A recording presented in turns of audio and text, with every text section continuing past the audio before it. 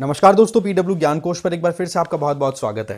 दोस्तों 2-3 दिन से एक न्यूज़ ये भी बहुत ज़्यादा हाईलाइट हो रही है कि बॉलीवुड स्टार सैफ अली खान पर उनके घर के अंदर रात को 2 बजे घुसकर चाकू से हमला होता है और वो इतने ज़्यादा सीरियसली इंजर्ड हैं कि आईसीयू में उनको एडमिट करना पड़ा।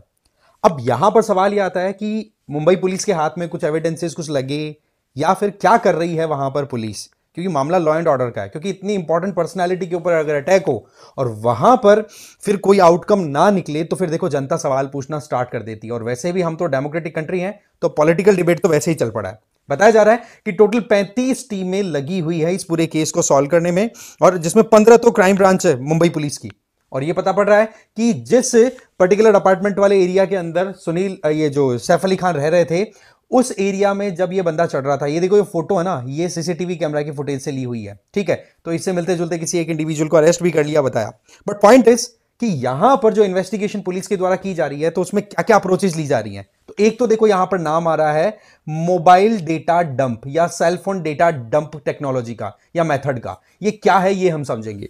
दूसरा एक यहां पर मामला आ जाता है कि यहां पर एक इंडिविजुअल जो कि क्रिमिनल है उसको आइडेंटिफाई करने के लिए जो टेक्नोलॉजी यूज करने की बात मैं कर रहा हूं, जिसमें सीसीटीवी कैमरा फुटेज तो इंक्लूडेड है, बट वहीं पर अगर कोई इंडिविजुअल इनोसेंट है तो उस इंडिविजुअल के right to privacy and right to be forgotten का भी मामला यहां पर आ जाता है। राइट, तो उससे संबंधित में मैं आपको डिटेल बताऊंगा कि इंडिया में क्या क्या चीजें हमारे यहां पर चल रही है। तो मामला तो देखो आपको मोटा मोटा समझ में आ ही गया, और बाकी जो इन्वेस्टिगेशन जो होनी है वो हो ही जाएगी। तो हमें यहां पर समझने की जरूरत है कि इस इंडिविजुअल को कैसे एक्यूरेटली आइडेंटिफाई किया जाए और ये क्या कोई बड़ा कार्टेल है। क्योंकि लॉरेंस बिश्नोई के ऊपर भी सवाल उठाए जा रहे हैं कि लॉरेंस बिश्नोई का ही कोई कार्टेल होगा। क्योंकि हम साथ साथ है मूवी, जिस मूवी के अंदर आप देखेंगे कि सलमान खान जिस मूवी की शूटिंग के लिए जोधपुर गए थे और वहां पर जो ब्लैक बक की हंटिंग हुई थी, उस मूवी में सैफ अली खान भी सलमान खान के छोटे भाई का रोल प्ले कर रहे थे। तो इनका भी लिंक वहां पर जुड़ता है। वो तो देखो धागे बाद में खुलेंगे कौन कहां पर क्या किस तरीके से इन्वॉल्व है। बट पॉइंट यहां पर हमारे लिए बनता है कि ये जो डेटा डंप टेक्नोलॉजी है या जो मोबाइल डेटा डंप का जो मेथड है, ये कैसे पुलिस के द्वारा यूज किया जा रहा है किसी भी इंडिविजुअल को आइडेंटिफाई करने के लिए। देखो होता क्या है कि जब भी हम हमारा सेलफोन यूज करते हैं, जब भी उससे कोई कॉल करते हैं, मैसेज करते हैं या फिर इंटरनेट ब्राउज करते हैं, तो क्या होगा कि मोबाइल में हमारा जो सिम लगा हुआ है वो किसी ना किसी ऑपरेटर का है, एयरटेल, जियो, वी, कुछ भी हो सकता है। तो हमारा वहां से सिग्नल कनेक्ट करेगा सीधा नियर बाई टावर के साथ में, सेलफोन टावर जो होता है उसके साथ में। अब हमने जो कुछ भी रिक्वेस्ट डाली है वो डिटेल यहां पर भी इनके पास में जो सर्वर है उसके पास रहती है। अब माना कि हमने सर्विसेज को एक्सेस करके और हमने वहां से मोबाइल से मान लेते हैं डिलीट कर दिया कि चलो ठीक है अब हमारे काम का नहीं है मैसेज, चलो डिलीट कर देते हैं, बट यहां तो स्टोर हो गया ना वो डेटा। राइट, अब होता क्या है, यहां से फिर ये टावर ऊपर सैटेलाइट से कनेक्ट करेगा, फिर दूसरा जहां पर आप कॉल या कनेक्ट करना चाह रहे हो वहां के लोकल टावर के साथ में कनेक्टिविटी सैटेलाइट क्रिएट करेगा, और फिर वहां से जिस फोन को आपने कॉल किया था उस फोन के ऊपर कॉल चला जाएगा, मैसेज चला जाएगा। ये एक लिंकिंग प्रोसेस होता है सिंपल। हर एक एरिया का आपका लोकल टावर मिल जाएगा जहां से कनेक्टिविटी इंश्योर होती है। बट कि जो डेटा या जो भी चीज हमने एक्सेस की थी वो हमने माना कि हमारे फोन से हटा दी, पर वो कहीं ना कहीं यहां पर सर्वर में तो स्टोर्ड है ना। अब वो स्टोर जो डेटा है ना उसी को एक्सेस करके पुलिस आइडेंटिफिकेशन निकाल रही है। तो आपने क्या किया, एक तरीके से अपना जो डेटा एक्सेस किया था वो कहीं ना कहीं आपके मोबाइल ऑपरेटर के सर्वर के पास अवेलेबल है। दैट मींस आपने डेटा को वहां पर डंप किया और आपने अपना तो क्लीनिंग कर दी कि हाँ जी मैंने मेरा डस्टबिन था वो साफ कर लिया, बट कचरा डाला कहां, वो आपने डाल दिया ले जाकर के सर्वर पे। अब उसी सर्वर को फिर बाद में एक्सप्लोर करके पुलिस आइडेंटिफिकेशन निकालती है। जनरली अगर देखें तो ये डेटा हर कोई एक्सेस नहीं कर सकता, ध्यान रखना। कहीं आप सोचो कि हाँ इसके अंदर तो हम भी जाकर के इंक्वायरी कर सकते हैं किसी के बारे में, किसी की डिटेल, कॉल डिटेल और निकलवानी है। देखो ये हर किसी की कहते हैं ना कि बाएं हाथ का काम नहीं है, इसमें बहुत कुछ एस्पेक्ट्स को देखने की जरूरत होती है। राइट, अब होता क्या है कि पुलिस वालों के पास में और जो इन्वेस्टिगेटिंग एजेंसीज होती हैं इनके पास तो देखो पूरी अथॉरिटी होती है, जाकर के और पूरी डिटेल निकलवा लेते हैं। अब क्या होता है कि जिस बंदे ने ये जो अटैक किया था सैफ अली खान के ऊपर, तो उस बंदे का जो भी आइडेंटिफिकेशन का प्रोसेस है उसमें इसके सेलफोन का यूज किया जा रहा है। क्योंकि सेलफोन जो होते हैं उसमें आप देखते हैं कि हम डिफरेंट मोबाइल एप्लीकेशन जब यूज करते हैं तो लोकेशन वाला ऑप्शन भी आता है, और इस मोबाइल टावर के थ्रू आपने रिसेंटली कनेक्टिविटी इंश्योर की थी, ध्यान से समझना, उस मोबाइल टावर की लोकेशन से भी तो आइडिया लग जाता है ना कि हाँ भाई इस एरिया से ये कॉल लगा था, समझ गए। तो सेल फोन को वहां पर एक रिमोट सेंसिंग डिवाइस के तौर पे यहां पर यूज करने का प्रोसेस है।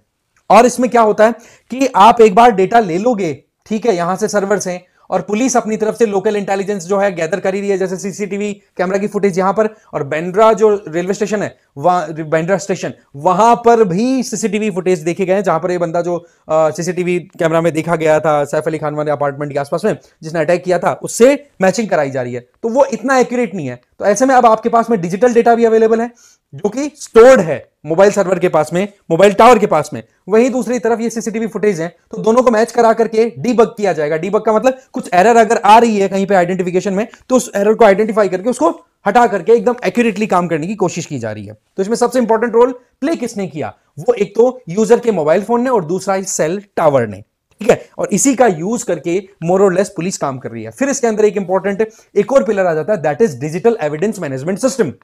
देखो, जब भी कहीं पर भी मैंने अभी बताया कि जो सारा मामला है वो टावर के थ्रू कनेक्ट होकर के सर्वर में स्टोर रहता है, बट वो बहुत ही ज्यादा सेफ प्लेस पे रहता है। अब हमें ये ध्यान है कि हम जो कुछ भी कर रहे हैं हमारे फोन के अंदर, तो वो तो देखो हमारे मोबाइल फोन ऑपरेटर के पास में पूरा डिटेल रहती है, राइट, बट उसको एक्सेस करने के लिए पूरा प्रोसेस फॉलो किया जाता है। अब यहां पर केस ही इतना ज्यादा हाई प्रोफाइल है, और इस तरीके के क्रिमिनल केसेस को सॉल्व करने में अगर डिजिटल इंफ्रास्ट्रक्चर यूज नहीं की जाएगी तो फिर सॉल्व कैसे होंगे? इस वजह से पुलिस को तो देखो यहां पर इन्वेस्टिगेटिंग एजेंसीज को तो पूरा सपोर्ट मिल रहा है, राइट, बट वहीं पर एक कॉमन मैन एक्सेस करना चाहे उसको अलाउ नहीं किया जाता है, राइट, क्योंकि यहां पर आ जाता है फिर आपका राइट टू प्रिवेसी। अब एक तो क्या होता है कि राइट टू प्रिवेसी से रिलेटेड आर्टिकल 21 में और 2017 में सुप्रीम कोर्ट ऑफ इंडिया ने ऑलरेडी इस चीज को डिफाइन कर दिया है कि जी आप किसी भी इंडिविजुअल की प्रिवेसी को ब्रीच नहीं करोगे, वो उसकी फंडामेंटल राइट है, ठीक है, आधार कार्ड का वो केस था उससे संबंधित था, ठीक है। और फिर एक और आपका यहां पर अधिकार आ जाता है, राइट टू बी फॉरगॉटन। इसका मतलब क्या हो गया कि आपको भुला देने का अधिकार भी है। इसका मतलब क्या है? एक सिंपल सा तरीका समझिए, जैसे मैंने बताया कि आपने जो मोबाइल फोन से एक्सेस किया वो सारी की सारी डिटेल्स हैं वो मोबाइल फोन सर्वर के पास में अवेलेबल है, राइट। तो ऐसे में अगर आप ये चाहो कि भाई मैंने जो कुछ भी किया वो कंप्लीटली डिलीट हो जाना चाहिए क्योंकि उसका मिसयूज फ्यूचर में हो सकता है मेरे ही खिलाफ, तो ऐसे में आप उसको राइट टू बी फॉरगॉटन के अंडर ला सकते हो। इससे संबंधित देखो यूरोपियन यूनियन में तो ऑलरेडी केस कानून बना हुआ है, राइट टू इरेजर, कि भाई डिजिटल फुटप्रिंट जो भी है मैंने डिजिटली जो कुछ भी एक्सेस किया उसको हटा दिया जाए। बट क्या इंडिया में इससे संबंधित कोई लॉ है? तो आंसर है नो, आंसर है नो। हमारे यहां पर कोई भी स्टैट्यूटरी बैकिंग नहीं है, कोई फ्रेमवर्क नहीं है जो ये कहे कि हाँ भाई राइट टू बी फॉरगॉटन आपका अधिकार है। आप अपना जो डेटा एक्सेस करके मोबाइल से जिस तरीके से डिलीट करते हो वैसा ही मोबाइल कंपनियां ऑपरेट करने वाले जो सर्वर्स हैं उनसे भी डिलीट कर दो। ऐसा अभी तक हमारे यहां पर कोई कॉल नहीं है, ना कोई लॉ है। हाँ, सुप्रीम कोर्ट में यह मामला अभी सुनवाई के तौर पे मोर और लेस अभी लटका हुआ पड़ा है। इसका मतलब यह हो गया कि हमारे यहां पर राइट टू बी फॉरगॉटन को एब्सोल्यूट नहीं माना है, रिलेटिव माना है। रिलेटिव का मतलब सिचुएशन है वो अलाउ करेगी, जैसे यहां पर क्रिमिनल केस को सॉल्व करना है तो राइट टू बी फॉरगॉटन यहां पर एप्लीकेबल नहीं होगा, क्योंकि मामला यहां पर स्टेट की सेफ्टी की आ जाती है, लोगों की सेफ्टी की आ जाती है। तो ये जो डिजिटल एविडेंस मैनेजमेंट सिस्टम है ना, ये बहुत क्रूशियल रोल प्ले कर जाता है जिस जब इस तरह की क्रिमिनल केसेस को सॉल्व करने की कोशिश की जाती है। तब आप समझ चुके होंगे कि कैसे तो डेटा डंपिंग होती है, कैसे हमारा जो पूरा प्रीवियस रिकॉर्ड है मोबाइल फोन से रिलेटेड वो स्टोर होता है, उसका यूज करके इंटेलिजेंस एजेंसी या फिर हम कहें इंक्वायरी एजेंसीज हैं वो हमारे खिलाफ में इन्वेस्टिगेशन या क्रिमिनल के खिलाफ में इन्वेस्टिगेशन करके अपने परिणाम तक पहुंच सके। वो बात अलग है कि अभी तक कोई कहते ना कि सब्सटेंशियल आउटकम या रिजल्ट नहीं मिला है, ठीक है। जिस इंडिविजुअल को अरेस्ट किया है, जिसका चेहरा इस बंदे से मिल रहा है, वो अभी तक उससे इंक्वायरी पूछताछ चल ही रही है। अब देखो पॉलिटिकल डिबेट तो कुछ इस हद तक पहुंच चुका है कि जी जब इतने हाई प्रोफाइल इंडिविजुअल की ही प्रोटेक्शन इंश्योर नहीं हो रही है तो कॉमन मैन की कैसे होगी? और बात भी लाजमी है। बाकी आपको जो अपना ओपिनियन है आप जरूर शेयर करिएगा। बाकी मेथड कैसे काम करता है ये मैंने आपको बता दिया, ठीक है ना। अब देखो ये दोनों चीजें आपको ध्यान रखनी है। राइट टू बी फॉरगॉटन, हमारे यहां पर कोई स्टैट्यूटरी लॉ नहीं है, ध्यान रख लेना। राइट टू प्रिवेसी आपका आर्टिकल 21 के तहत आ ही जाता है, जो ऑलरेडी मैं बता चुका हूं। तो राइट टू प्रिवेसी का भी मामला यहां आता है, बट अगेन केस है क्रिमिनल, तो इस केस के अंदर कहीं ना कहीं ये अधिकार साइड में रखने भी पड़ जाते हैं जब इन्वेस्टिगेशन करनी हो, बट इसका मिसयूज हो उसको रोकना जरूरी है। तो राइट टू बी फॉरगॉटन का मामला थोड़ा सा हमारे अभी ढीला है, देखते हैं, लेट्स सी क्या होता है आगे, ठीक है। आगे मैं बता दूं पीडब्ल्यू ओनली की तरफ से आप लोगों के लिए यूपीएससी फाउंडेशन कोर्सेज रन कराए जा रहे हैं, जिसमें 2026 के जो एस्पिरेंट्स हैं वो संकल्प और टाइटन कोर्सेज को ज्वाइन कर सकते हो। अगेन मीडियम का आप ध्यान रख लें। 2025 वाले प्रहार और टाइटन को ज्वाइन कर सकते हैं, अगेन मीडियम का आप ध्यान रख लें। फंडामेंटल फीचर्स की बात करें, लाइव एंड रिकॉर्डेड क्लासेस जिसमें जीएस तो है ही, प्लस सीसैट भी आपका हो जाएगा। इसका मतलब प्रीलिम्स का तो बेड़ा पार। इसमें आपको एमसीक्यूज की प्रैक्टिस भी डेली बेसिस पे होगी और मेंस के लिए भी मेंस आंसर राइटिंग प्रैक्टिस, साथ ही साथ पीडीएफ आपको दे दी जाएगी जिससे आप खुद से पढ़ सकें। एडमिशन बिल्कुल ओपन है, लिंक डिस्क्रिप्शन बॉक्स में दिया हुआ, चेक कर लीजिए। आप मुझे फॉलो कर सकते हैं टेलीग्राम पर इस क्यूआर कोड को स्कैन करके। मेरा नाम है रजनीकांत लाठा, ठीक है जी। इस वीडियो में इतना ही था। Thank you very much for watching this video.